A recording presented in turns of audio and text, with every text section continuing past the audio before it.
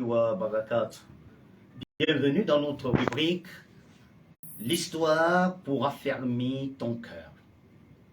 C'est l'histoire d'un homme qui a fait 20 ans de mariage sans aucun enfant. C'est la 20e année de son mariage qu'Allah Azza wa Jalla lui a donné un fils. Et alhamdulillah, ce fils, il a grandi jusqu'à atteindre l'âge auquel il devrait se marier. Il a trouvé une épouse, alhamdulillah. Alors, le jour du mariage, qui est un jour de joie, d'allégresse, alors, pendant qu'il a organisé une grande cérémonie chez lui, curieusement, son voisin le plus proche, qui a de bonnes relations avec lui, ce jour, il n'est pas sorti. Pourtant, il savait combien il aimait ardemment cet enfant. Tout le monde est venu à la fête, mais son voisin n'est pas sorti à la fête. Alors, quelques heures après, c'est le dernier petit-fils de son voisin qui est venu à la fête. Il a mangé rapidement et il s'en est allé. Le voisin était étonné. Comment ce jour de grande joie pour moi, auquel tout le monde est venu participer à cette fête, mais mon voisin, il ne vient pas. Alors, qu'est-ce qui se passe?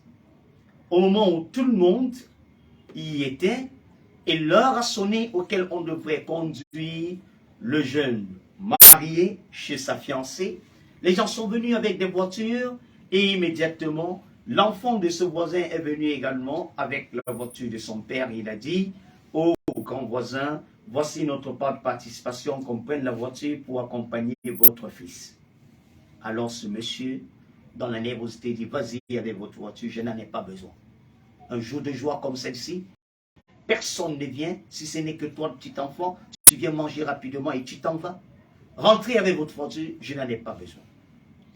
Alors, il est rentré tristement avec la voiture. On dit quand tous les convives s'étaient débarrassés de la fête. Alors, après la prière de Isha, c'est-à-dire vers 20 heures,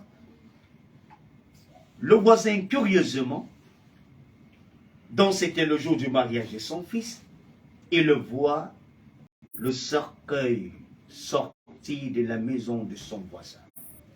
Il y a eu décès. Il est étonné. Lorsqu'il s'amena, il posa la question à l'aîné des fils de son voisin, dont il était énervé contre lui, qui n'a pas participé à sa fête. Alors, l'aîné de ce monsieur lui dit: c'est notre père qui a décédé.